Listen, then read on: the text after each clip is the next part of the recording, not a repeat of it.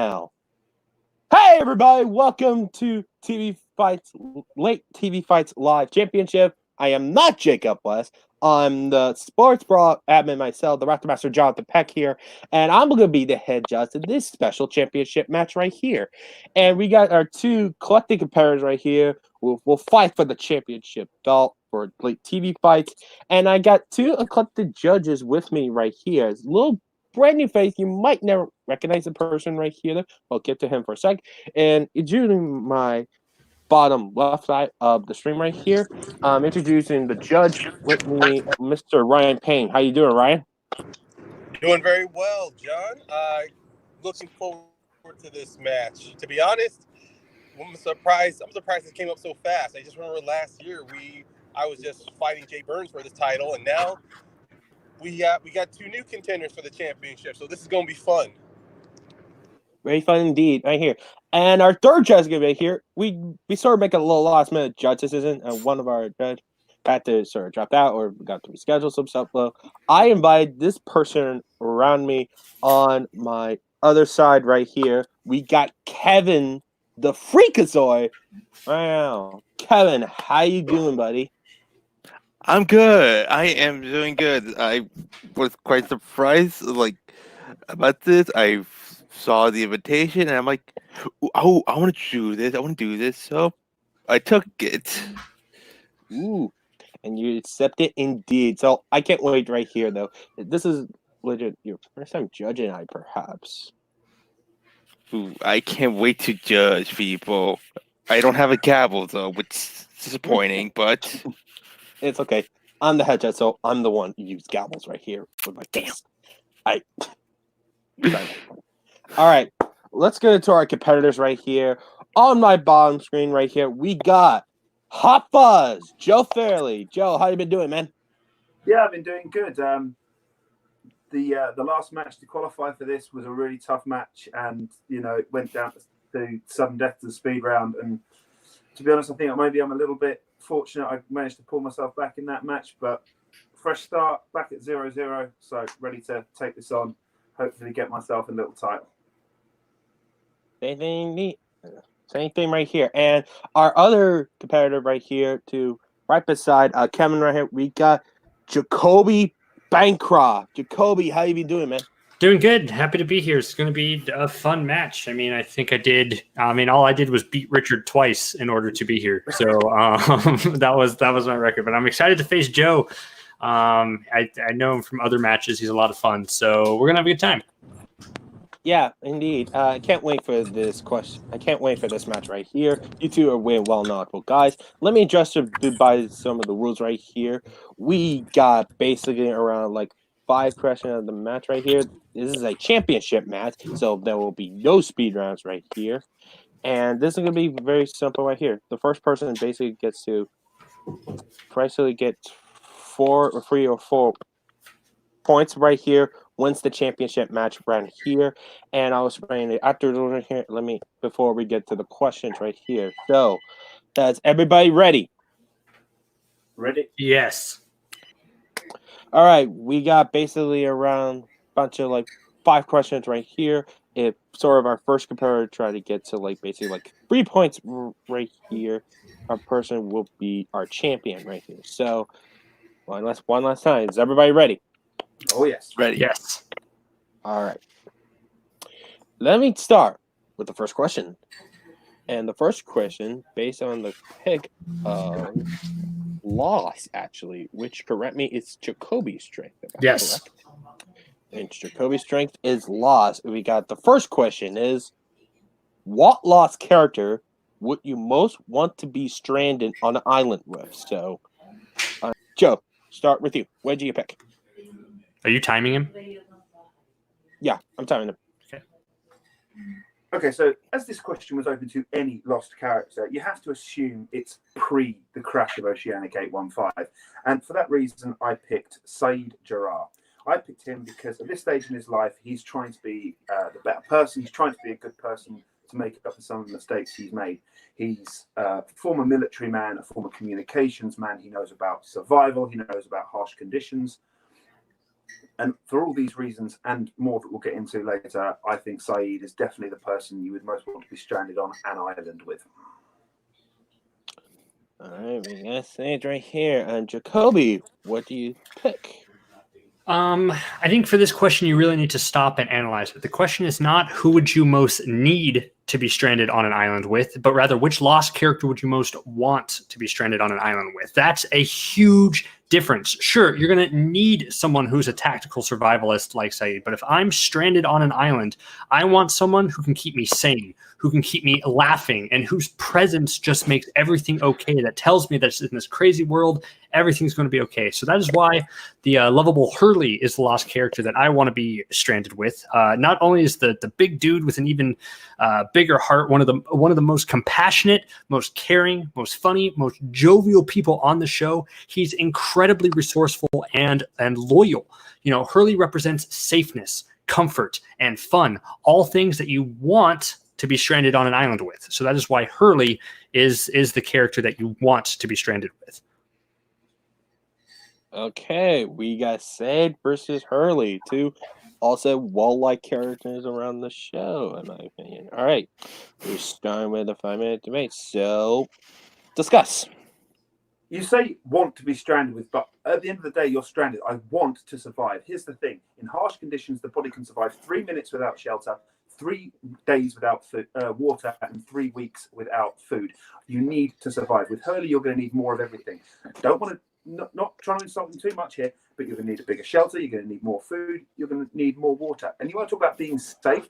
Before he crashed on the island, the guy was cursed. All right, he won the lottery, but since then, the chicken shop he owned got hit by a meteorite. His mother's house burned down. He was arrested. He caused the deck to collapse and was sentenced to a mental institution. This guy, you're not going to be safe with him. Bad things happen to people around him, and I know you're already stranded on an island. But the problem is, it's not the island. It's not got the magical properties.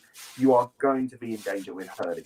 Exactly, and that's why once you're on the island with Hurley, all those curses kind of melt away. He's someone who I would enjoy being around. If you're talking about, if you're bringing in past grievances to everything, Saeed was a torturer. Saeed loses his temper. Saeed goes off on his own. Saeed loses his mind whenever there's a pretty girl around, and he gets distracted by all that stuff, and he'll leave you behind. Sure, Saeed's loyal, but he's also easily corruptible. He's someone who's scary to be around. So if you're stranded on an island for a long period of time, that is not someone who you're going to want around for a long periods of time. Hurley is someone who is always going to be willing to help you, always going to be willing to listen. And sure, he's heavier, but that shouldn't be a knock against him. He showed plenty of instances on the island when he was resourceful enough to gather food, to gather water, and to hoard food, to collect food, to share food. He's someone who everything's nice with.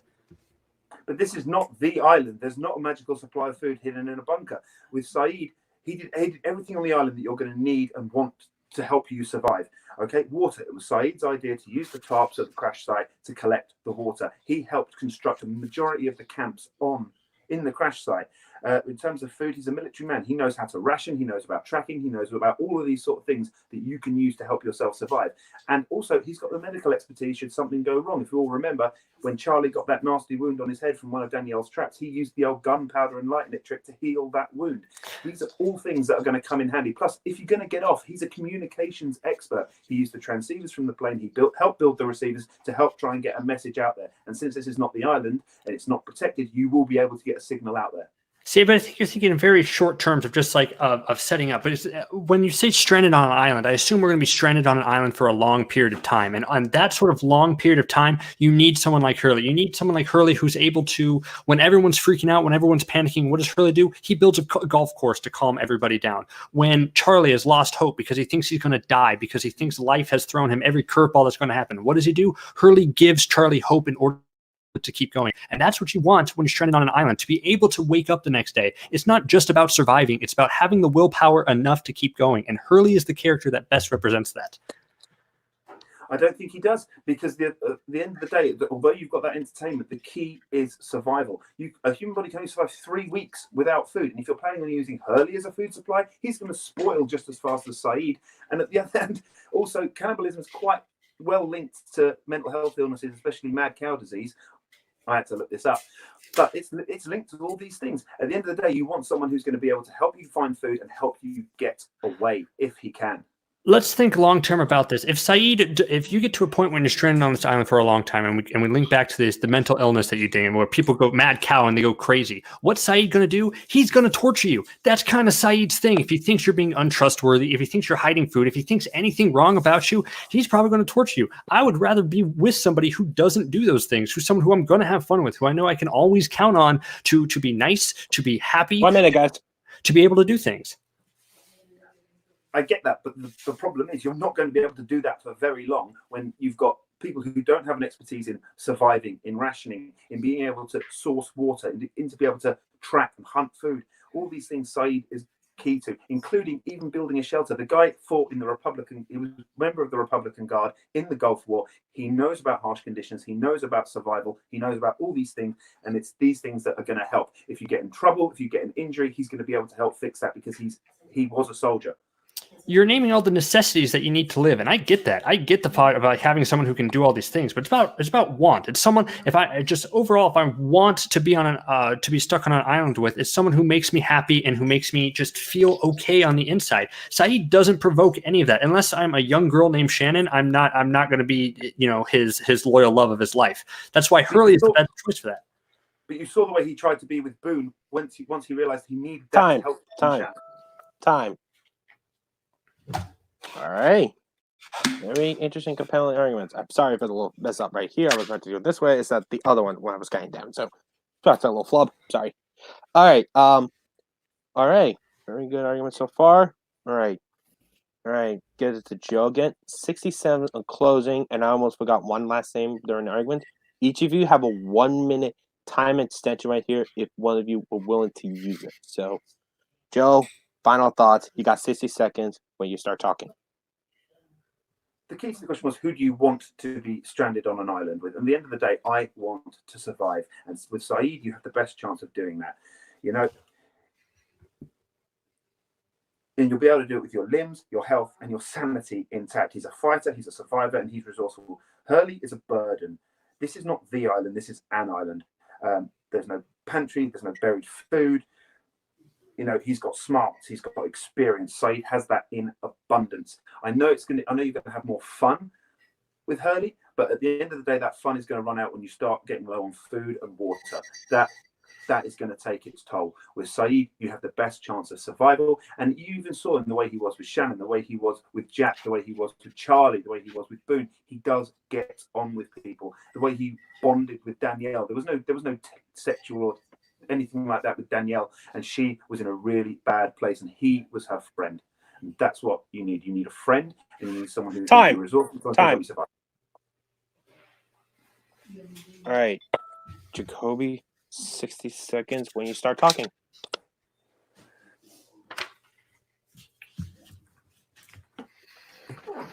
If you look at Hurley's role in the show, what he stood for was an inspiration, was someone who all the characters could rely on and just have their faith in. That when you look at Hurley, just everything's going to be okay.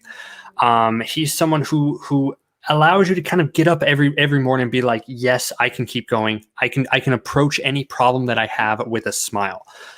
Yes, Saeed is very tactical. We've established that everything about him is very straightforward, and he's very dedicated to his art.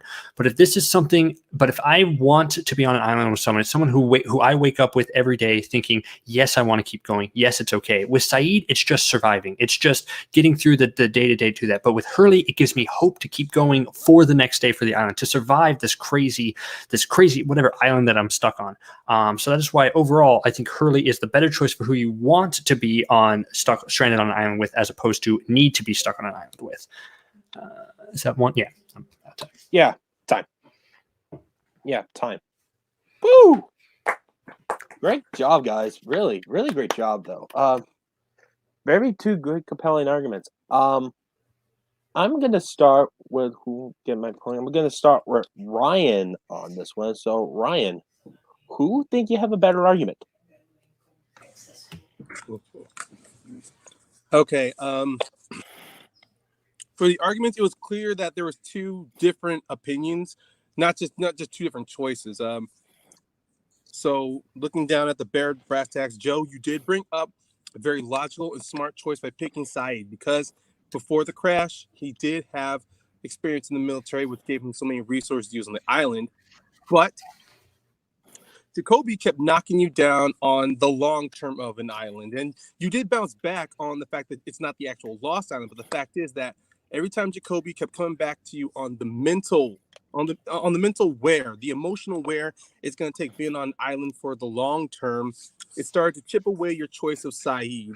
And while you did make some good fights against Hurley, the only big blow I saw you make was against his physical structure, pretty much his size. And ultimately, though, Jacoby had the stronger argument when it came down to not just someone you want just to survive, like make for resources wise, but also someone who's going to be with you to strengthen you mentally throughout the time on the island. If you don't get rescued at all, or if you're ultimately doomed to it. But I'm dragging on here. So Jacoby is going to get my point because he made, not only did he hold strong on the fact that Hurley was a good choice because he'll be able to mentally reinvigorate you, mentally rejuvenate you, so you don't have to think about the dark long-term aspects of the island. But also he kept bringing up some great examples of how Hurley is a good choice. All right. 1-0 to Jacoby on this one. Kevin, who giving your point and why? I agree with everything Ryan has said. Especially the argument over, I think, Saeed's mental state of it. I'm wording it wrong, sorry, but there was a midpoint of it where he said like how, and I think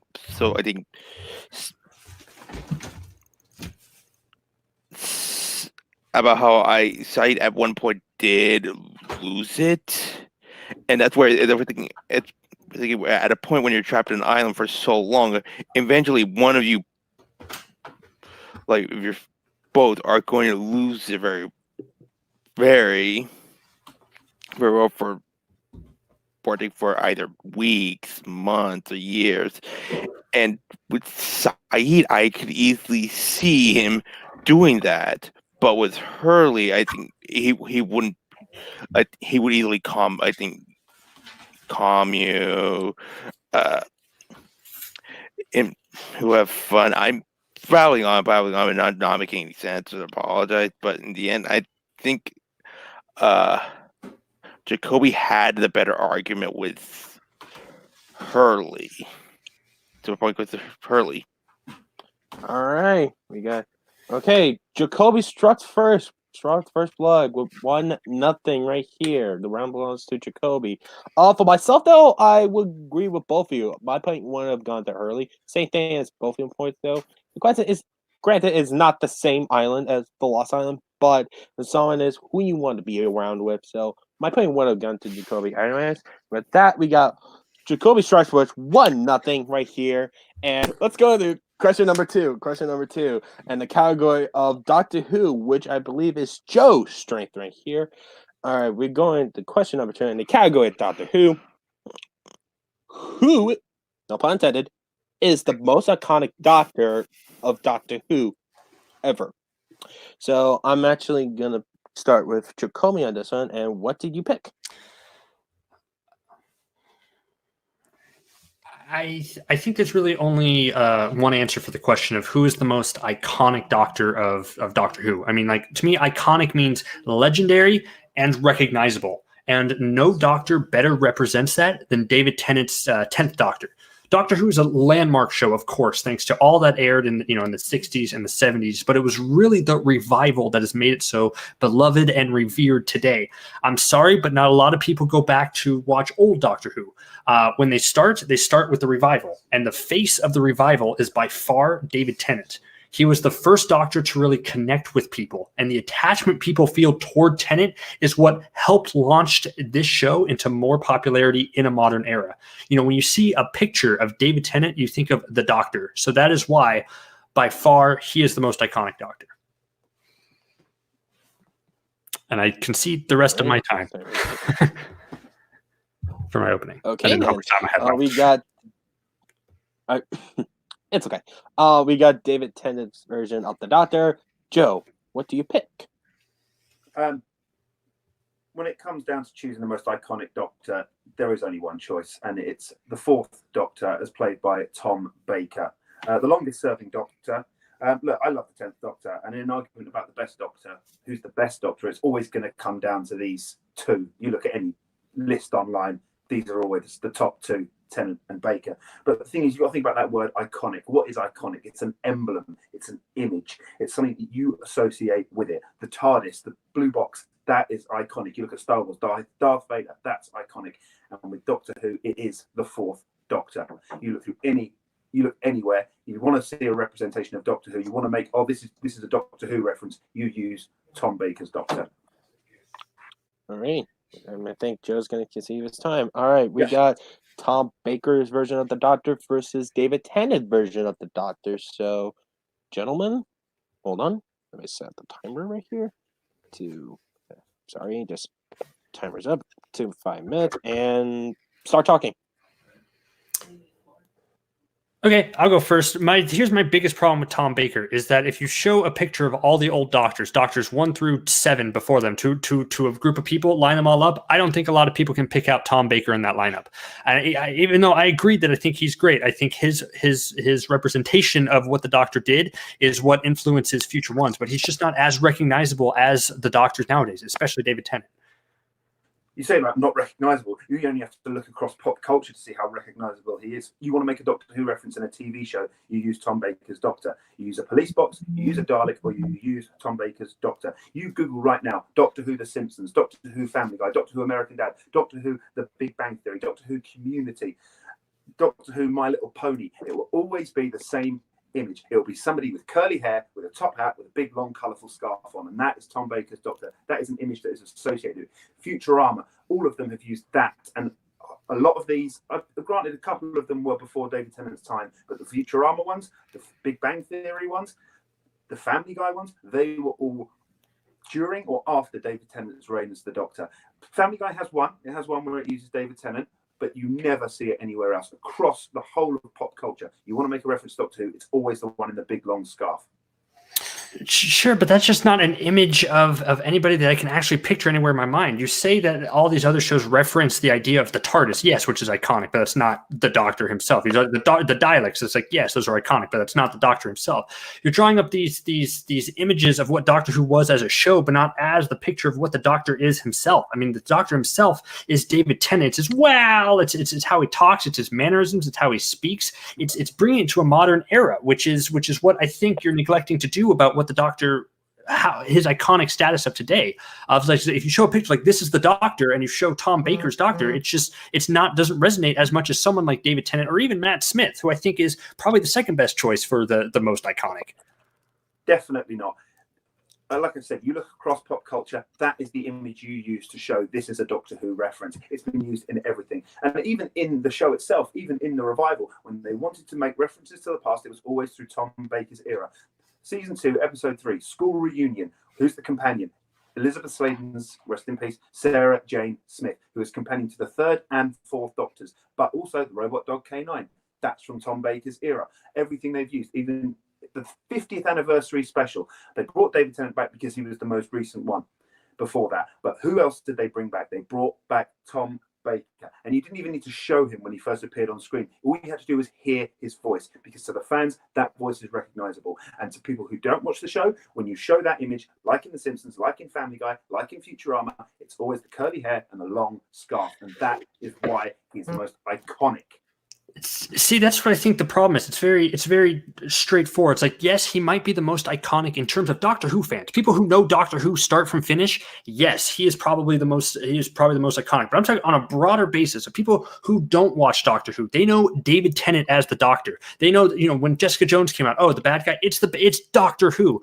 When David Tennant does anything, it's like, oh, he starred in Doctor Who. You have to look at the broader macrocosm of everything who knows Doctor Who, and not just people who just know and watch the beginning of Doctor Who's in the 60s and 70s, because that audience is very small. Overall, David Tennant is the more recognizable one.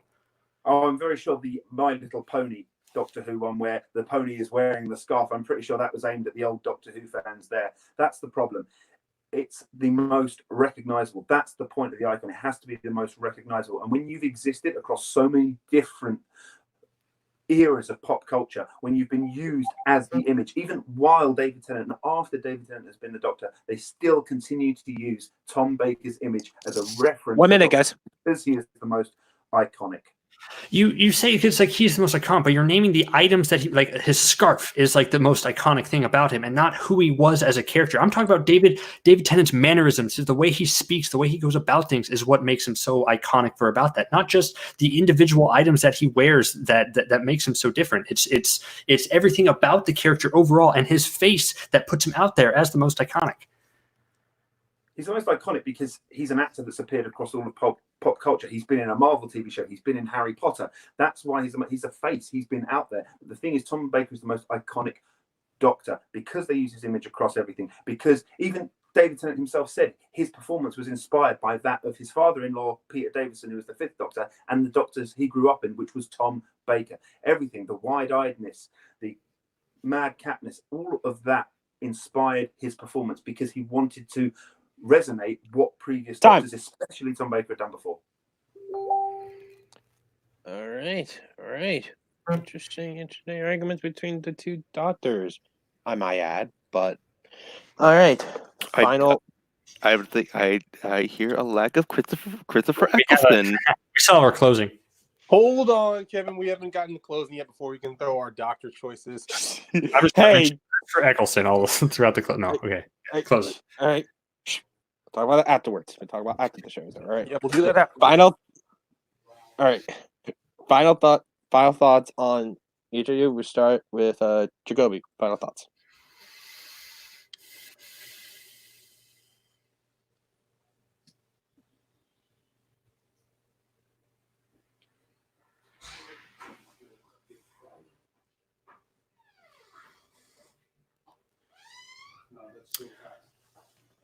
When you list iconic people and individuals, certain images come to mind. Like Audrey Hepburn is iconic. Homer Simpson is iconic. Those are actual pictures of people that can come into the thing. The Doctor as a character itself is iconic. And the face that's most associated with Doctors in today's time, which is very important to the question, is David Tennant. Yes, he stands on the shoulders of Tom Baker's performance, but it's because Tom Baker's performance was over 50 years ago and people don't remember it very much. People can't look at him. When he shows up in final episodes of the thing, yes, it's good for Doctor Who fans, but it makes people who have never seen the shows like, who's this guy? Like, is he someone that we should know about as important? It's David Tennant who is now the most iconic Doctor because he's the one that you look at and you see all the mannerisms of what made Doctor Who great today. It's what made the show so beloved today and how it keeps going in today's time. No other Doctor has captured quite the magnetic energy that David Tennant has in his run. And yes, David Tennant did what Tom Baker did back in the 60s, but because it's more modern, David Tennant is more. All right. Joe, final thoughts. You said it yourself. Tom Baker did this performance 50 years ago. He ended his Doctor Who run in 1980. But to be still being used as the image across all of these pop culture, all these different examples of pop culture, even as late as 2019, to still be being used as the image for Doctor Who, despite the fact that you were the 4th and we're now on the 13th, that shows you just how iconic he really is. Everything from his performance is what inspired the new Doctors. Everything from his look, which is what is used to show Doctor Who. Even now, even though we've had 9 Doctors since then, plus 1 extra in John Hurt, everything about that shows just how iconic the man is. His performance, even in the show now, when they want to make a reference to the old series, they hang a scarf in the background. They have a character say, "Would you like a jelly baby?" Which was what Tom Baker brought to that character. Was just the most random comments, the most random acts. Everything about it makes him iconic. His look, his mannerisms, everything. Woo! Very good. Wow. Interesting. I'll say this. Both of you, you're Doctor Who. So, very interesting indeed. Let's go off with our judges with me. Kevin, what are your thoughts on the argument and who should get the point? Well, as someone who's not a huge Doctor Who fan, I was able to complete the Christopher Eccleston run. It should be tricky for me, but I think I'm gonna side with actually Joe on this one. He hit on like on Tom Baker, right? Yeah. Yes. Okay, make sure names. That how iconic he is, and how basically if they used him in Futurama, Family Guy, My Little Pony, and even The Simpsons. When he mentioned The Simpsons, it reminded me of the episode they showed his image on of one of the Treehouse of Horror of him The one being covered in. I think in the in the comic Mylar book event. wrap, Kobe mentioned David Tennant recognized him from Jessica Jones. I'm like, I recognize him as Kilgrave more than Doctor Who. So hence why my point is going to go to Joe. All right. 1-0 Joe. Let's go around with me actually. Finally, I'm gonna judge right here. For me, both have very good compelling arguments right here. But the thing that swayed me the most is actually gonna go with Joe right here, though. And the reason why I picked that because, well, it's true right here, though.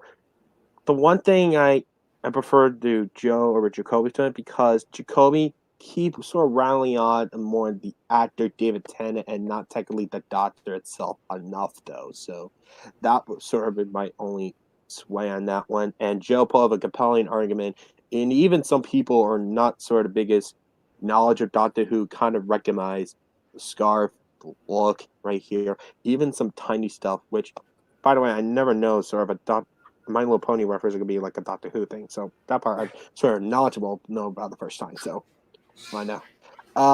He put up a great compelling argument right here why he's the most iconic Doctor. So I had to get my point to Joe. With that, Joe finally gets on the board, and now it's tied 1-1. So Ryan, what point will you give it to? Well, if it had gone to me, this would have been a clean sweep as well. Mainly, my same arguments were on of Jonathan. Jacoby spoke more on the actor David Tennant. Even though it doesn't knock him too much, Tennant did put a lot into the performance for his doctor, just as Tom Baker did. When one thing I thought would have given Jacoby on even playing field is that when he kept talking about the mannerisms of David Tennant, I would have liked to have heard the mannerisms, like David Tennant's doctors like to use French with the phrase "allons-y," or the fact that every time he talks, his voice goes just like that. But Joe, kept hammering down. It was the appearance, the aesthetics of the Fourth Doctor, and yes, Jacoby did nail him for the fact that not many people in Doctor Who, at least some of the new generation, are familiar with the old episodes. But the fact that in Doctor Who itself, the only show, they constantly keep referring to Tom Baker more than they do with Hartnell, than with Pertney, or with Troughton, or with any other Doctor. The fact that Baker is referred to more of the past Doctors shows exactly how iconic he is in the performance for the Fourth Doctor. Well, you mentioned squeaky voice. I couldn't imagine kind of said could have said a good one, say Jessica, that type of stuff like that. Nah, I got that stuff. It's at the last syllable when he speaks. That's one of the mannerisms that's added on to the 10th Doctor. Right. Thank you, because I have no sort of knowledge of Doctor Who of that part, so that's casually sort of iffy on me. So, all right, it's tied with 1-1 right here. Let's go around to question number 3, and question number 3 is a very interesting one. Let me ask you both this: you love finales, series finales in general, like that? Yeah, I'm a fan. Okay, Joe. Oh, I love them. Some of them. Well, they're not every finale kind of sticks the landing or bad finales, but there's some great and best finales. So this question number 3 for me, for all of us right here, and the question is this: what TV show had the best finale? So I'm going back with Joe on this one. Joe, what do you pick? My pick was Felina, the finale of Breaking Bad. Breaking Bad is already a contender for one of the greatest TV shows ever made, and people were making that argument before the finale even aired. And when it aired, it just cemented it. To end the series on such a high note, to go out the way it did, with all the hype, the expectation resting on it, especially in this day and age with all the expectation that builds on social media, you only have to look at Game of Thrones just to see how it can go wrong. But to nail it the way it did, and to go out the way it did, and even to throw things at us that we didn't even see coming, I think is an incredible achievement. The whole show is an incredible achievement in television, and the finale cemented that. And with a show with that much hype, that much expectation, it has to be applauded, and it has to go down as the best finale of all time. All right, we got the Breaking Bad finale right here. Nice choice indeed. Jacoby, what do you have you selected? Okay. I don't throw around the word perfection a lot, but this is a completely true statement. Avatar: The Last Airbender's finale is literally perfection. On every single level, it exceeds expectations. It not only provides a fantastic resolution to 3 years of immense world building, mythology, and incredibly high stakes, but it also services every single character by giving them an important or an incredibly moving and heartfelt moment in a way that feels so genuine and so earned. That's what you want from a finale, is moments that feel earned, and every single beat in that finale is an earned one. So yeah, moving and heartfelt are two words I think are vital to like this argument. I mean, this was a finale that was not only incredible action, incredible stakes of just everything almost burning down around them, but it also provided a well-earned resolution to the story that it was telling. Not many shows are capable of meeting these expectations and exceeding them. And Avatar: The Last Airbender, from a kids' television show, for that matter, was able to do it as successfully. So that is why Avatar: The Last Airbender is the best finale of all time. All right, we get the series finale of Avatar: The Last Airbender versus Breaking Bad. Two finales that I really enjoy. So this might be a little hard for me, but I'm the head judge. What I want me to do. All right, start arguing. I don't think anyone here is arguing that the other is bad. I mean, you only have to look at audience ratings. 9.8 out of 10 for The Last Airbender, 9.9 out of 10 for Breaking Bad. But where Breaking Bad edges The Last Airbender is that this finale is flawless. Everything from arcs, characters, resolutions, writing, direction, music, cinematography, it's all working together to finish this seamless story. Breaking Bad was a show that took risks, and it continued to do that right up until the end. Character arc resolutions and plot resolutions are great, but it's easy to tease a resolution or a revelation in a series, but what Breaking Bad did was it threw a revelation at you that you never saw coming, and that is when Walt White tells Skyler that although he started doing all this to earn money to provide for his family, that he kept on doing it because he enjoyed it. That was a revelation we didn't expect and we didn't need, but it was totally perfect. It just cemented that finale in history. And well, see, here's my problem when you say like Breaking Bad takes risk. And I think the previous episode, Ozymandias, is probably the greatest Breaking Bad episode there ever was. It is the most tense, it's the most thrilling, and it's everything crumbling down around them. The finale is more or less an epilogue. It is more of a slow trot. You say it takes risks, it really doesn't. You know exactly what's going to happen from the very beginning. It's Walter White loading up a machine gun into the back of his car and going to mow down some Nazis. And that's fine as a finale, but there's nothing really surprising or really engaging about that because you know every beat that's going to happen there. Sure, the character moment of him saying, yes, I did it because I liked it, is good for him to admit, but that's something we as audience members knew for years before. And just for the fact that it totally singularly focused on Walter White and completely sidelined Jesse was just a complete, just poor taste in my mind. It made Todd more important character than Jesse in the finale. And that's what makes me mad about the Breaking Bad finale. Look, the one word I would use to describe the finale of The Last Airbender is safe. You know, not one character of importance is lost. Everyone gets the happy ending. While the character resolutions are well executed, the resolving of the conflict, itself, it hits us with one of the laziest examples of Deus Ex Machina that I've seen in a long time. Aang develops a never before mentioned, never before teased power to remove Ozai's power of bending. He takes it away. And we've never seen that power has never existed before, and it comes out of nowhere, and it feels too safe. It doesn't. I want to disagree with that point because I think it fits with Aang's character arc. Throughout this last season and this last 10 episodes, and specifically, Aang was fighting against his ability to kill. Everyone was telling him to kill the Fire Lord, and even his past avatars told him to kill the Fire Lord, and he would not do it. It's his conviction that allowed him to kind of discover this Deus Ex Machina. It's because he stayed true to his convictions. He never once thought, "I'm going to kill this guy." It was because he was rewarded with his ability to be like, "I want to do things my way," and he was rewarded for that. It sounds to me like the writers painted themselves into a corner, so we can't have him kill. We need to find a way. Let's introduce this new power. But like I said with Breaking Bad, everything in there felt true to the characters. Everything Walter White did, everything Jesse did, everything Todd did, everything about that, everyone stayed true to their character.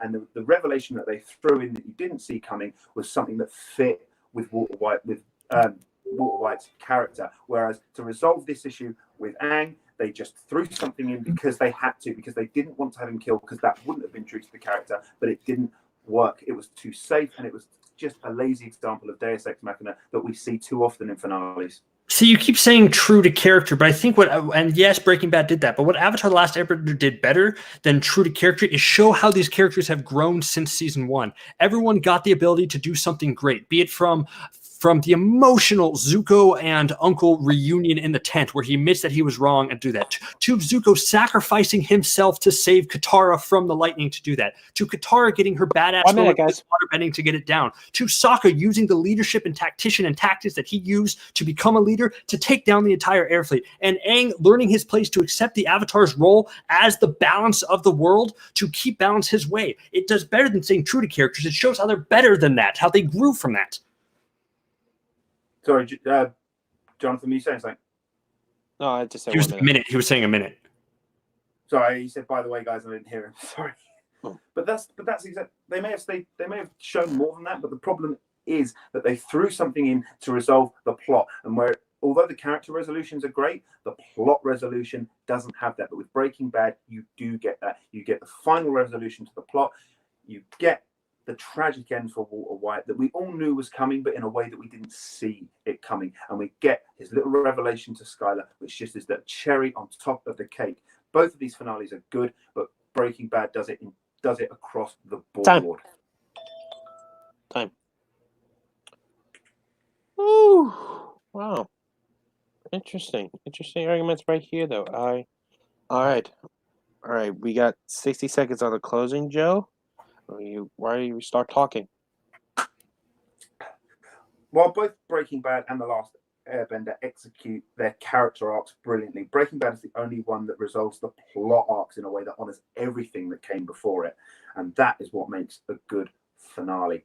The problem with The Last Airbender is that although it does resolve the character arcs well, it throws in a lazy bit of writing just to end the character arcs. They wrote themselves into a corner by not having Aang kill, and they had to find a way out of it. But with Breaking Bad, everything stayed true to the story and the character, and I think that is where it edges over The Last Airbender.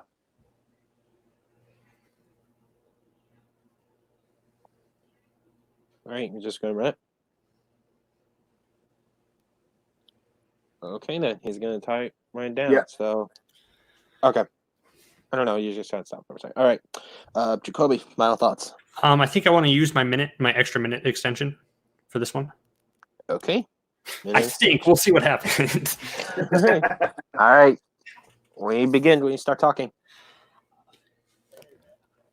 It's confusing that you bring up like plot resolutions that Breaking Bad did that perfectly, because it didn't. Because we had to have a whole separate movie following what happened to Jesse afterwards. The second main character of the show, his arc was clearly not done with that. And that's my problem with the Breaking Bad finale, that it is very Walt focused. It's not anybody else really focused. And that's okay, because Walt is such an interesting character. But overall, as a finale, it's really just a wrap up to Walt's character itself and does not do justice to Jesse, to the second lead character of the show, to the character that built his way up from being someone who's supposed to be killed off in the first season to the duo of that show. It did Jesse dirty, is what the Breaking Bad finale did, and that's okay. And I want to go back to the overall thoughts about what Avatar: The Last Airbender did well. It's not a plot convenience that they came up with a way to do that, because that's the difference between yours and mine's finale, where it leaves this plot element of needing to find out what happened to Jesse and to get resolution to his story,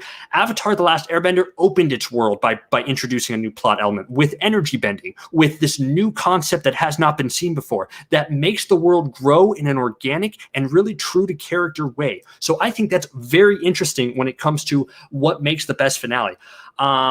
And again, I just have to go back to the characters of what it did, about providing satisfying wrap-ups to every single one of the characters and not just its lead character. I mean, you say for do ex machinas for that, it's like, oh yeah, Badger and Skinny Pete are just very easily sniper trained and can trick the things into giving the money to Walt Jr. I don't think there's plot conveniences in every finale it is overall, but the reason that The Last Airbender works is because it shows how these characters have grown and keeps it all rooted in heart and emotion and humor and action and music and score, and just makes everything great, and everything about it just works. And I did use that extra minute. Time. Well, yes, you did, sir. Yes, you did. Woo! Wow. Oh, like a real airbender. You're really showing all your power. All right. All right. We're gonna start with me on this one. So, this is it's very close that I expected, actually. So, for me, both of you guys have a great argument of why your finales work right here, when the other one counted each other's right here. But some parts for me, I think as a finale, the person who brought up a great argument to why they put up a great finale for me was actually going to get to Joe on this one, because he uses a lot of points right here to why his finale is sort of the culmination of it. Even some stuff, like he said during the argument right here, he was something that we sort of never about before, like when you talked about, like, I always liked it this whole time, though. So that you said it was sort of some shock. Some people have also been surprised at the finale, and at the end, at the same time, getting satisfied at the same time. So I'm actually going to go with Joe on this one. So, Ryan, what do you think should go good point to, and why? Well, I'm trying to compile some of the short notes I made here because there was a lot. But thankfully, I'm familiar with both shows and their finales, so I didn't have to write a lot. I just focused on the nitty-gritty, what you guys talked about. So I had the same feelings you did, John, but the point that Joe brought up that about Walt's revelation was counterpointed by Jacoby, because in the mind of the audience, most people had figured out that, well, Walt's decision to do it for family was a good thing, but later on, it would become apparent he was doing it for himself. That point I felt was counterbalanced well. I guess what it came down to was just them talking about the finale episodes themselves. And Jacoby had a lot more ammunition against the whole thing, with the whole finale being more of a focus on Walt, while some certain supporting characters were kind of like, wait, let's not. The fact that Joe did not rebound against the Jesse part argument knocked him back a few points, but he did go back. The one main thing about the finale everyone talked about was the energy bending, and it became a big focus on Jacoby. He was able to fight back, but it did cut a lot of time to save Joe from having to fight a lot on his finale. But coming down to, god damn, I love both these finales. Oh god, okay. But going down to the nitty gritty on which episode did a great resolution, was able to leave a not just a great resolution, but something satisfying that fit the tone of the show and its characters. I'm gonna go with Jacoby on this one, because with Avatar, the ending did feel very upbeat, but at the same time, as he did mention, the finale showed that the characters grew, and he was able to really focus on that by mentioning Sokka, with Zuko, with Aang, showing that these characters didn't get a happy ending out of nowhere, but they earned it because of their growth. And I'm gonna go with Jacoby on that slight point. Hey, 1-on-1. Kevin, it's up to you. And the pressure goes to the person who hasn't seen both shows. Well, I'll just focus on the points. Focus on the point. Have a better argument. All right. Yeah. It's up to you. This was a tough argument, I would say. But this point goes to the final argument, and that would be Jacoby. While Joe brought up the detail of the Deus Ex Machina of Jacoby's of Avatar Last Airbender, he still didn't add more about. He did not add about the lack of Jesse in Breaking Bad's series finale. But with Jacoby, he responded back with Deus Ex Machina about Wang's power is his power. That's what made the point. All right. All right. This round belongs to Jacoby, and Jacoby's in the lead like 2-1.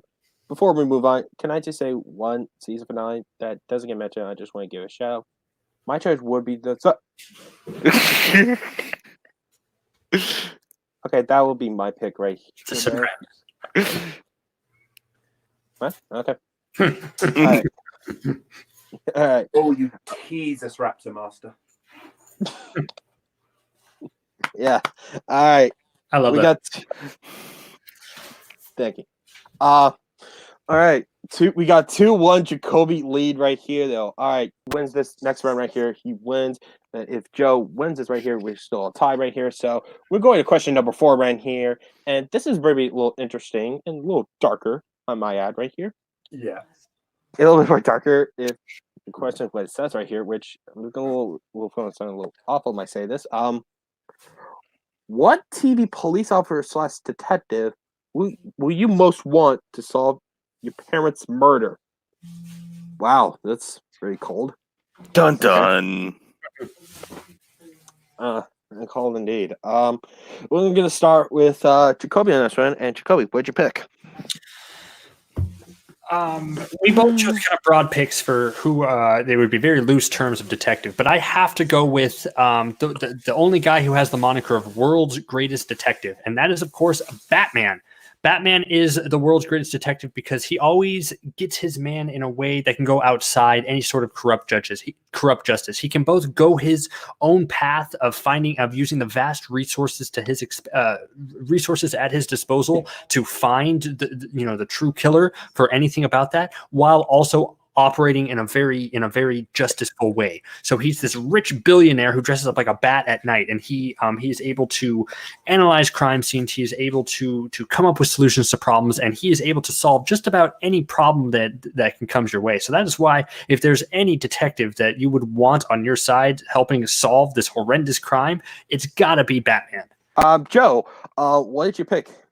So my choice is the character who was originally known as the world's greatest detective, and that is Sherlock Holmes, as portrayed by Benedict Cumberbatch in the miniseries Sherlock. Sherlock is the greatest detective of all time, and the beauty of him over Batman is that he doesn't have to act outside the law. He doesn't have to break any laws to do this. He is trusted by the police. He is trusted by the courts. And that's the thing. He can solve a murder in seconds if it's a dull one. If it's an exciting one, then we get a much more intricate case, but still one that he can solve. The thing with Sherlock is he sees what people don't see. He can stand in a crime scene. The police will allow him into the crime scene, and he can stand there and have all the time in the world to analyze. And that is what he does best. He deduces, he uses abductive reasoning, and he gets his man or woman every single time. He is the world's greatest detective, and that's why I want him solving the murder of my parents. Okay, then. We got the animated series version of Batman versus Benedict Cumberbatch's Sherlock. So this might be an intriguing argument. So, guys, solve this. Why you're the better detective to solve your supposedly parents' murder? Murder investigations are complex. They require time and considerable effort to solve. Sherlock Holmes is a consulting detective. That is his job. The police and courts, like I said, both trust and use his expertise as reliable evidence. Batman has the skills, the same skills, and he has the resources as well. But the difference is for Batman to solve this, that relies on him having the time. He's got to balance that between being a billionaire, and if Batman's solving your parents' murder, I'm pretty sure that means it's happened in Gotham. And all it's going to take is for one supervillain to start a little scheme, and he's going to be off fighting them because it's more important. That is the problem. Sherlock Holmes only has Moriarty, and if Moriarty's involved, and I've seen an episode, if Moriarty's involved and my parents' murder's involved, then it probably means that the two are somehow intrinsically linked. See, there are two elements about this is why Batman, I think, is a better element than Sherlock Holmes. It's like, one, if you watch the way that Sherlock Holmes operates in the Sherlock Holmes TV shows, he's not going to take your case if it's not interesting. Unless your parents were murdered by like a rogue, like meteorite, and no one can solve it, and it's a locked room case, then he's going to not care at all about what's happening if it's just a normal crime like that. Batman has a very close connection to parents being murdered. So that is why he's going to be more invested in your case to solve it, way more than Sherlock Holmes is. And I'm sorry, but Batman is going to be more caring besides Sherlock Holmes, who's just going to insult you, who's going to belittle you, who's going to think you're an idiot for not being able to solve it yourself. Batman is the one true case. He operates in the circle of justice and he is well liked just as much by the good cops of Gotham, like Gordon, to solve this crime. Batman is the better choice here. Really, because I'm pretty sure that once the investigation is done, if he has gone the proper justice route, then I'm sure a wanted vigilante is going to be very welcome in court. The difference with Sherlock is that if it is a dull case, he doesn't just ignore it. He solves it there and then while you're telling him what happened. You've seen it in the show. Someone says something and he goes, oh, it was this. Straight away, if it's a dull case. And if it's not a dull case, then it means that there's something more to it, which is why you want Sherlock. The difference, like I said, the problem is Batman. One, he can only operate at night.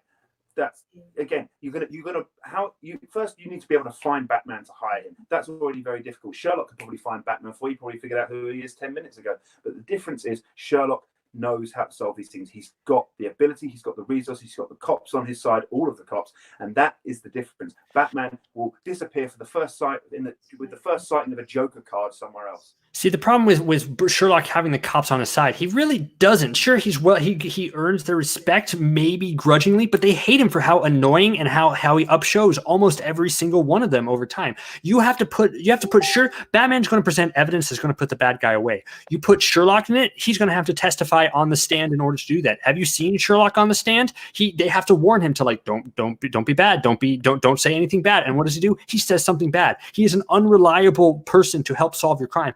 Batman is going to solve it with just the evidence, and he's going to provide enough for it. Sure, he's difficult to find at night, and he only operates at night, but that allows him to operate in this totally different spectrum.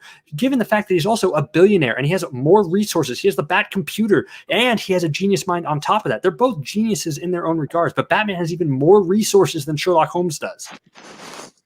He may have more of the resources, but the problem is he's not going to be able to go to court. The man is a wanted vigilante. There's no way that any of his evidence is going to be done. And sure, if that's the way you want to go with it, but the thing is with Sherlock, I want this solved. I want this solved quickly, and I want this solved properly. I want someone who's going to devote their time and their efforts to it. Like I've said, Batman operates in Gotham. There is always going to be distractions there, but with Sherlock, he is a consulting detective. That is his job. If you hire him to do his job, he will do that job. Batman will get distracted by the first supervillain or for the first gorgeous reporter or woman in padded leather that turns up. That's the problem. You're saying distracted.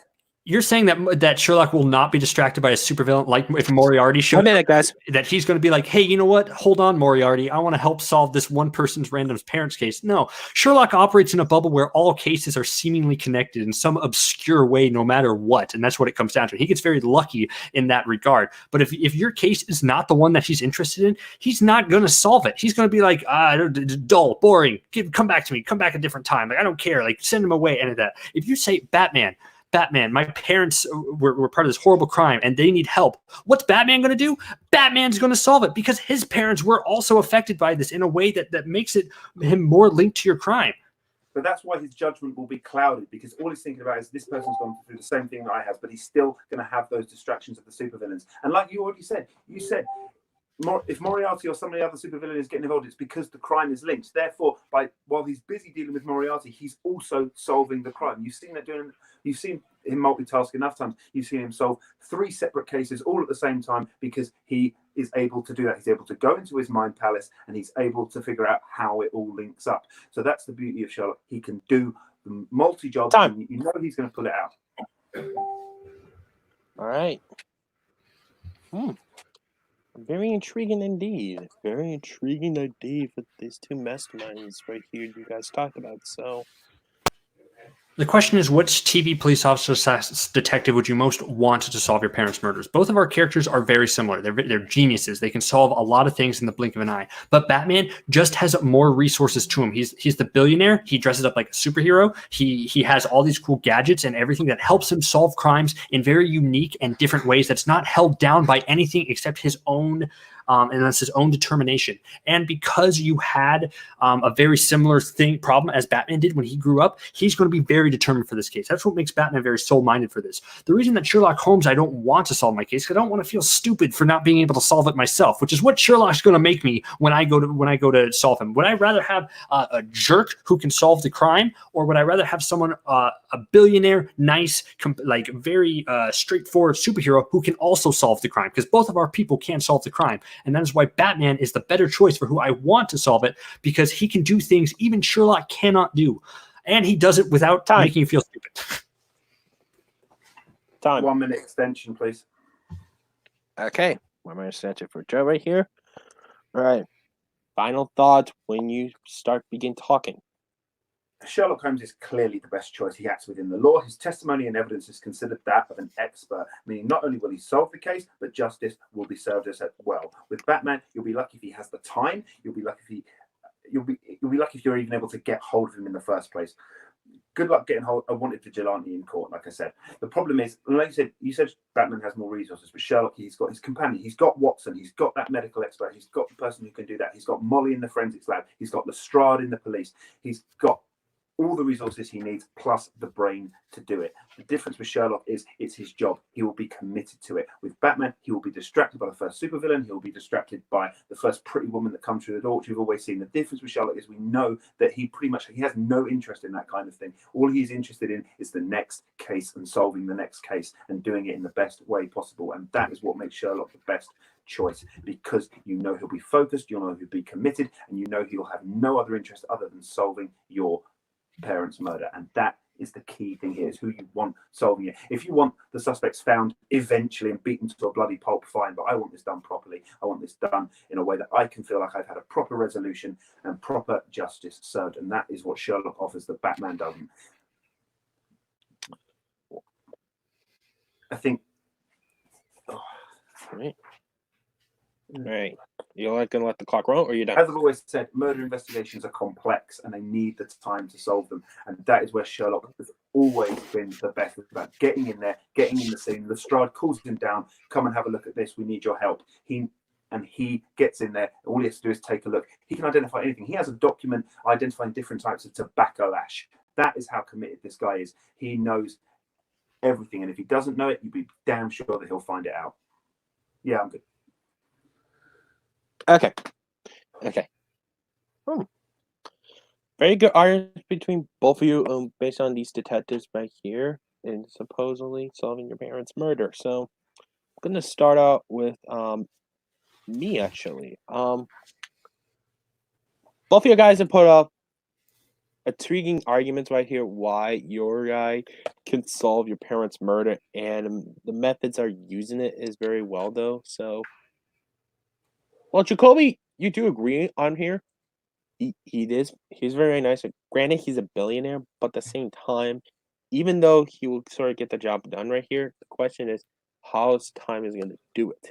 That's the thing I was looking at right here. So, well, Joe, on the other hand, right here, yeah, sometimes you might float on your face though, but at the same time, you usually get the job done right here though, and because his boldness and eagerness right here, and you told in your extension right here that he also brings right here to a little satisfaction to it once you find out who the killer is right here, dead or alive, something else right there, you still figure it out, have a great satisfaction, and that is why your detective has a really good motive right here. So I'm going to give Joe on the point on this one. So, Kevin, who you get the point on this one? I'm gonna go with Joe on this one. He, besides with everything you say, he also tackled one point that Jacoby couldn't defend, as in how are you able to get a hold of Batman? Do I have to go to his friend Bruce Wayne? You could easily get to with Sherlock Holmes. I think you could get him instantly, and plus also he has his friend Watson, and I'll feel dumb like not figuring like who was it, but in the end he'll figure it out quickly, and he'll be easy to contact. So my point goes to Joe.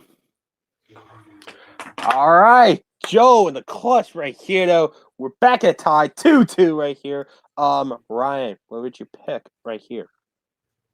I felt the same sentiments as you guys did, but I would have gone the opposite. I would have gone with Jacoby. And honestly, he did kind of counterbalance the whole thing with not being able to get a hold of Batman because even though that wasn't a huge dock on him, the fact that with Batman, yes, he may operate at night, but at the same time, he did say about the resources he has at his hands, the fact that he will have a personal connection to solving the murder. And despite his argument on Joe and how Sherlock's going to make you stupid, he did bring up that one point that if at least with Benedict Cumberbatch's Sherlock, if your case is not interesting, he'll give you just a quick example of how he solves the case, and then be off on your way. He's not going to give you any he's not going to give you not the satisfaction, but he's not going to explain to you further on the motives on why your parents were it off, instead of wanting to assure the family, let them know the killer's to justice, instead of just, here's how I solved it, push it on to the next cop. So it was kind of that slight, cold, calculating feeling, the fact that Sherlock would prefer the more interesting and intricate and complex case compared to what could be a straight, simple personal case, is what made Batman a little more different. Okay. We're all tied up at 2-2 right here. This is the final question right here, and this final question is this. If one of you gets it, you will win this match right here. It's tied up 2-2 right here, and this interesting time matchup right here. If one of you gets it, one of you will win the game right here, though. So, and we're going to question number 5 is this. What is the best TV drama of the 1980s? So this is maybe an intriguing question right here. So I'm going to start out with Joe on this one. My pick for this answer is Hill Street Blues. Hill Street Blues is one of those rare shows that transcends television. When it comes to TV drama, there are many people out there who actually see it existing in 2 eras, before Hill Street Blues and after Hill Street Blues. And that's what makes it the best. The best is something that transcends. It is something that is used to inspire what comes after it. And Hill Street Blues has that in abundance. And a clear thing about drama is drama always has to be about the characters.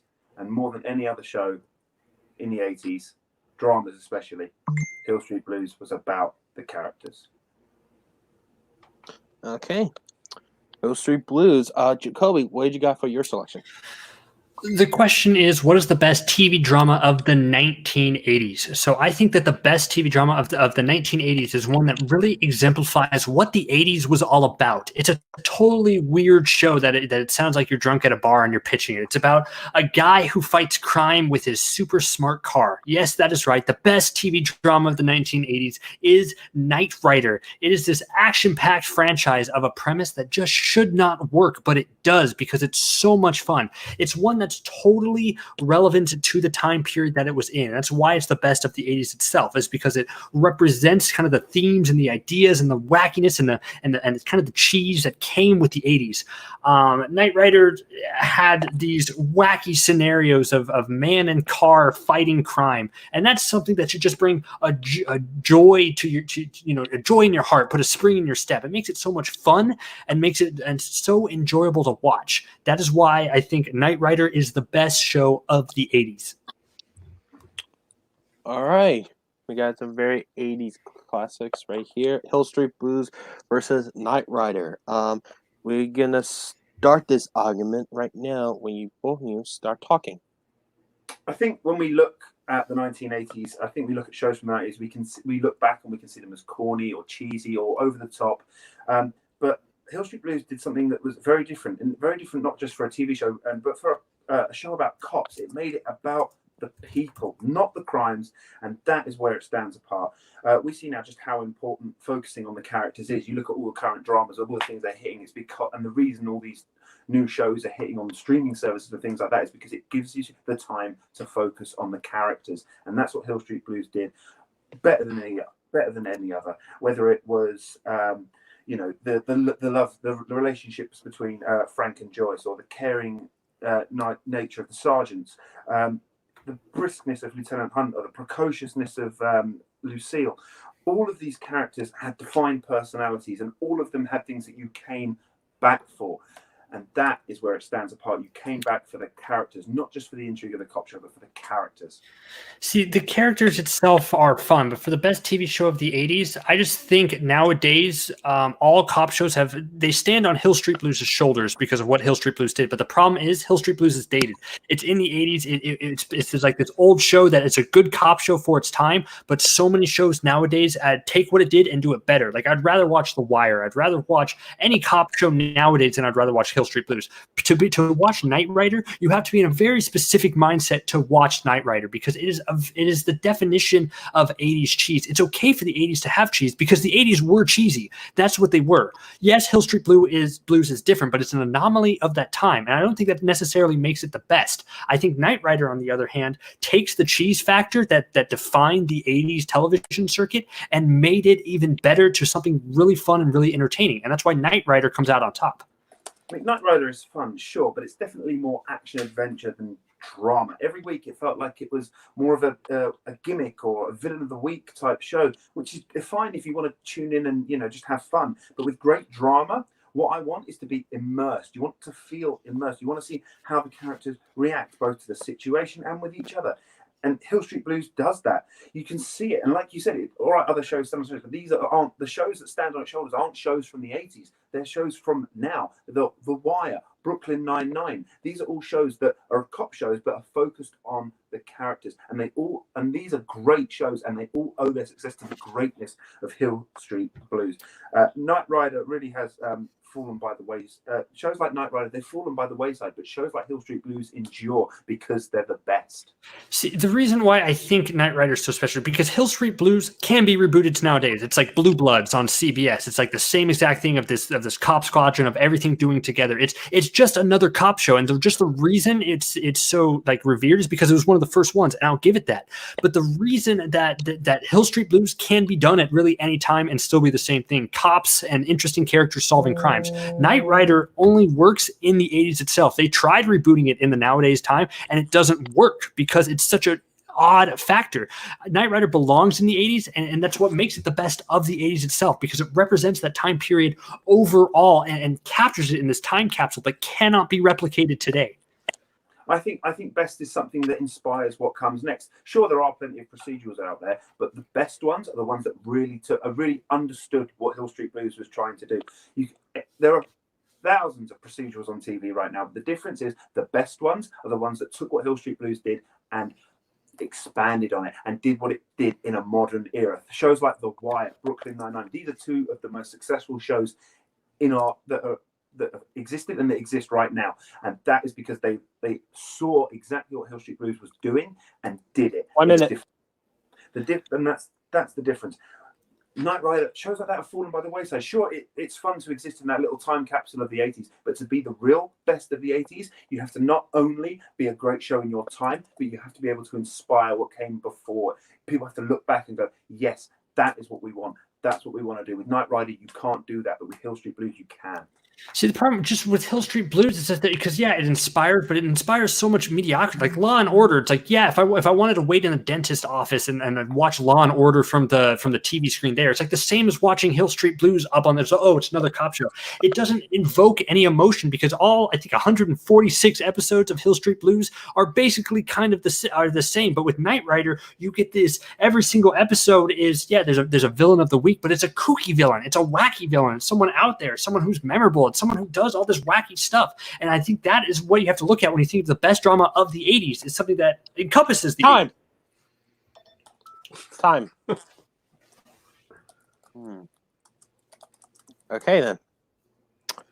So, like the 80s is about to get down and feel a little old. So, okay, we're getting final thoughts right here. Joe? Give us your final thoughts, and we begin when you start talking. Knight Rider is fine existing in its little 80s bubble. With Hill Street Blues, like I said, it transcends television. Sure, like you said, it inspires mediocrity, but it also inspired greatness. Some of the greatest sports people of all times have inspired mediocrity, but they've also inspired the greats of now. And that is the difference. Knight Rider is fine existing where it is, but Hill Street Blues has inspired so much that came before it. And the point is, with great drama, you have to focus on the characters. And that's what Hill Street Blues did. Like I said, whether it was, the will they, won't they, the love relationship between Frank and Joyce, and whether it was seeing the catchphrase of the sergeant, be careful out there. That's something that people say now. That's what cops say to each other now. Trust me, I know that. And that is exactly where the difference is. It inspires what came before it. It's still referenced. Knight Rider, you remember the car, you remember David Hasselhoff as Michael Knight, but I couldn't tell you anything about it. But with Hill Street Blues, you know what it inspired. You can see what it inspired in shows like The Wire and Brooklyn Nine-Nine, and that's what makes it the best, because it focused on the characters, and it was a great drama, not action adventure. Time. All right, Jacoby. Final argument. Start the timer when you start talking.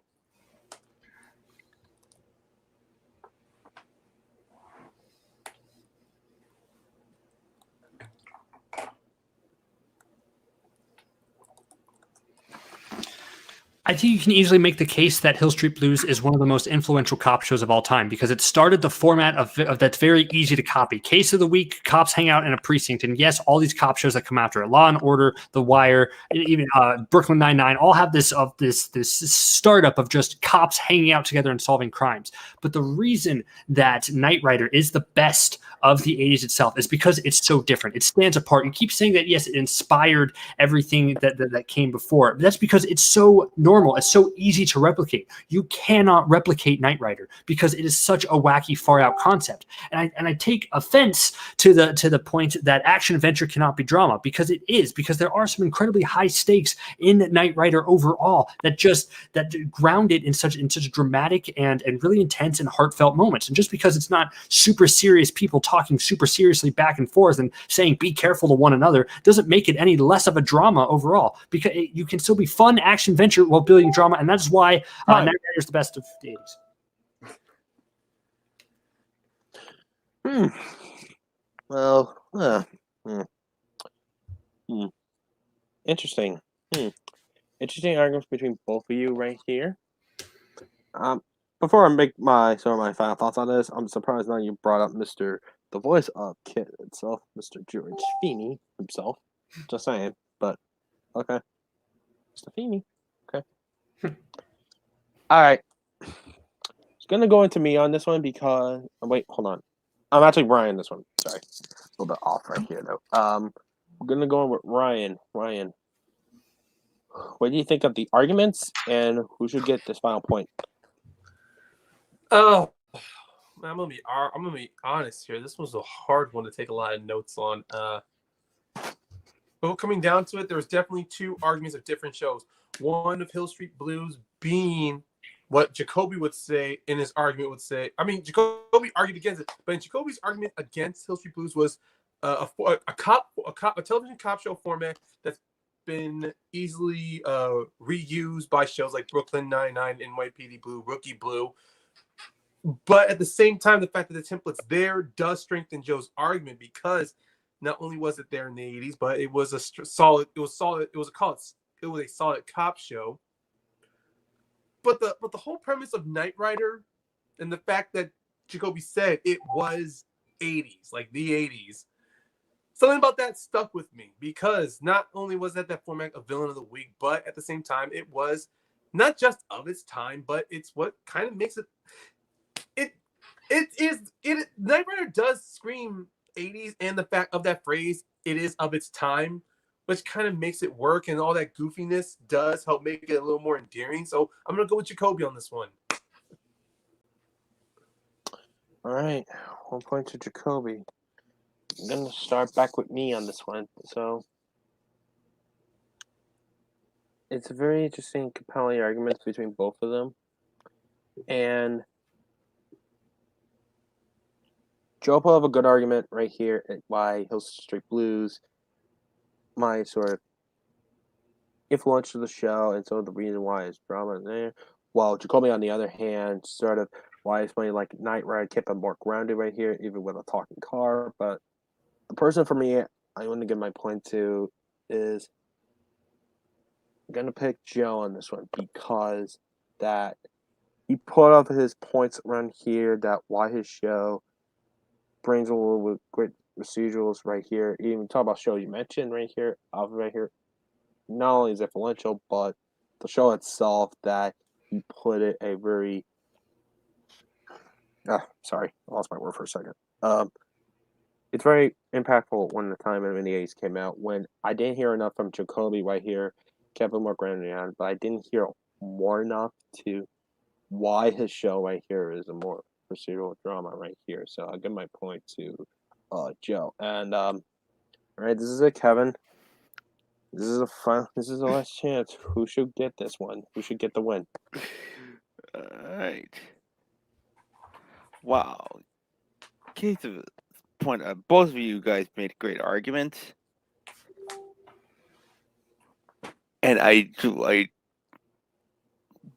this final point is gonna go to Joe. Wow. Jacoby.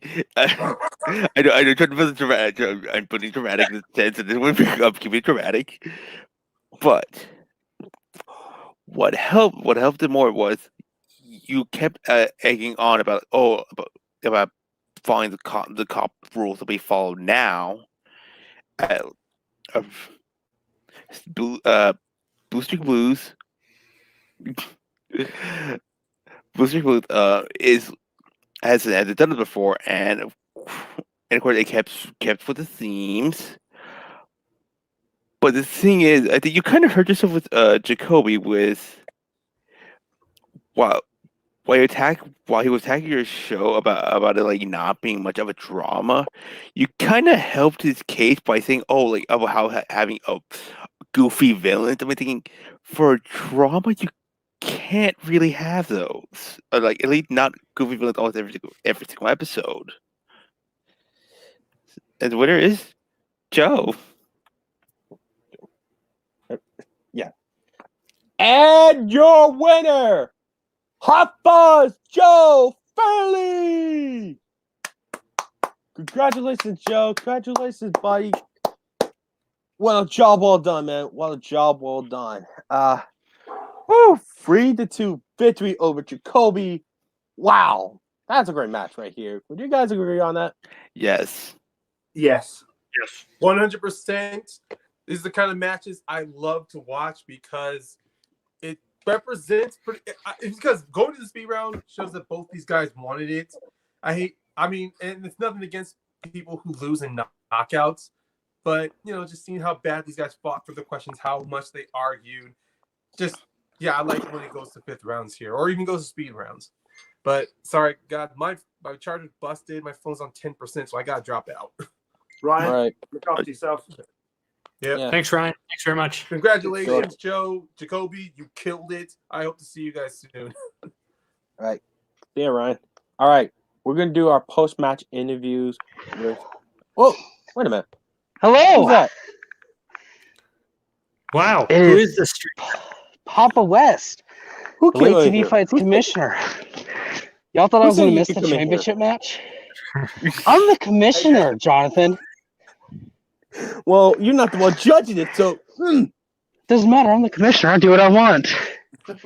No, so I have no idea how good of a match this was. I literally was only able to listen to the last question. But that was a great question. That was a great round. Bless you. All right. Jonathan, will you get post-match interviews, please? Okay. All right. We're going to start off our post-match interviews with our winner of this match, Mr. Hot Fuzz, Joe Farrelly. Joe, I can tell you're out of breath for the couple of rounds right here. How you feeling right now, and how'd you taste the victory here tonight?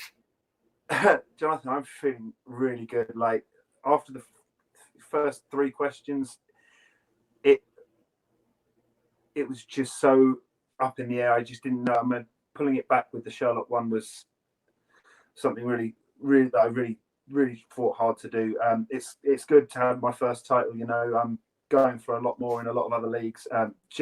Jacoby, man, there were some really good arguments. Like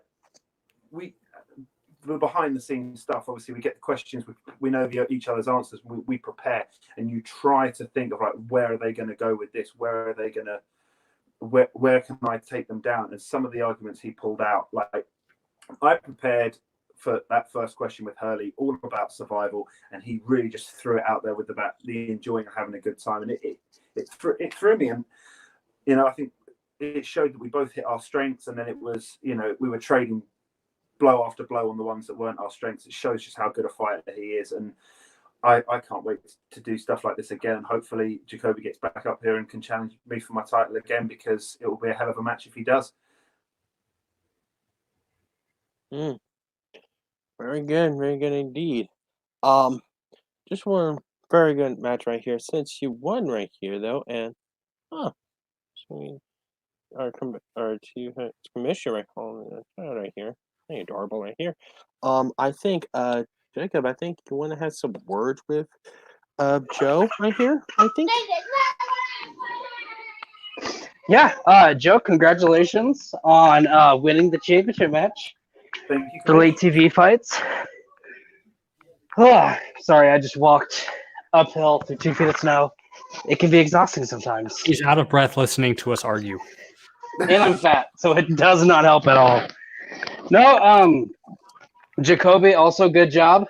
I have been in the losing end of a 5-round championship match before. Because I don't know what day this airs, I'm not going to say how many times I have, because that might contain spoilers for other Debate Kingdom stuff. And because this is such a new league, I don't really know what we have planned for the next, if we're going to do a tournament or what. So, Joe, I don't really have an idea of who you're going to face next, or He can just sit even a back as road. king and relax. Yeah, you can sit back and relax for a little bit. Well, actually, I wanted to talk about that because I do want to throw my hat into a nerd fight and movie battleground ring as well. Okay, I am not the person to tell that to, but okay. He just wants to conquer everything. Yeah. Thank you for Well, not belts. retiring, because I'm just glad you didn't do that. No, but is there anyone other than Jacoby that you hope to see take you on one of these days or soon or anything like that? Well, he just left, but actually, the match that I had to win to get here with Ryan was one of the best matches I think I've ever played in. Just the fact that I was 2 points down after the first 2 questions and managed to claw it back. He's a hell of a fighter, and I think I'd love to see Ryan get through to face me for a title. Yes, definitely. And I'm definitely not going to have just repeat people play or just newbies play. It'll be a mix of everyone. So it very well could be you versus Ryan or you versus Jacoby. He might be able to scratch and claw back into the scratch and claw. That's a good name for a pay-per-view. Subrath, write that down. Maybe that'll be the next pay-per-view to a Scratch and Claw. Or let's be fancy about it, call it Scratch and Claw 2. I don't know.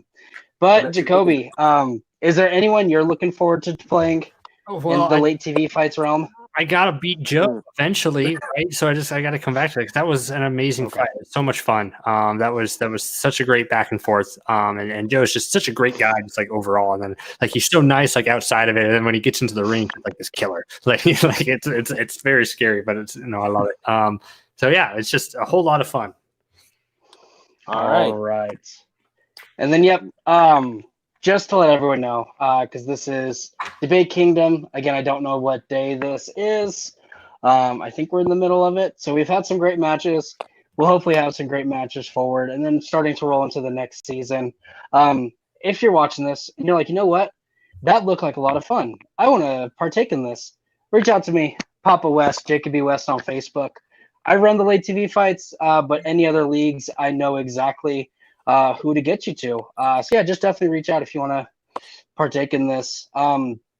This has been the Late TV Fights Championship.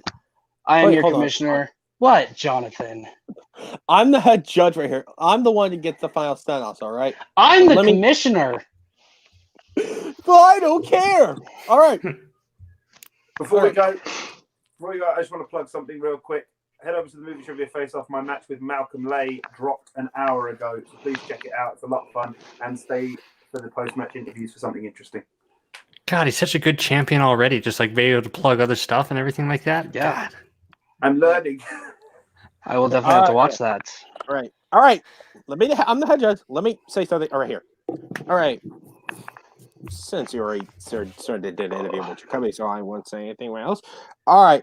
This has been the Late TV Fight match, and we just went. Joe's already plugged in right here. You can find it right here. You can. I just want to give congratulations to our savior right here, Mr. Freakazoid, Kevin Morale. Kevin, you have anything to plug right here, or some people can find you and stuff? Well, okay, you can find me on Twitter at Blue Lantern 18, Darkman 19 on Instagram. Also, I did a ballroom trivia action movies with Movie Trivia Face Off group, and that's about it that I have left to plug. All right, good job, Kevin. Jacoby, you have anything to plug? Go check out New British Empire stuff. We do weekly breakdowns of matches and Schmo Center where we break down every Schmodown match. Yeah, go check that stuff out if you want to. I mean, I won't tell you what to do.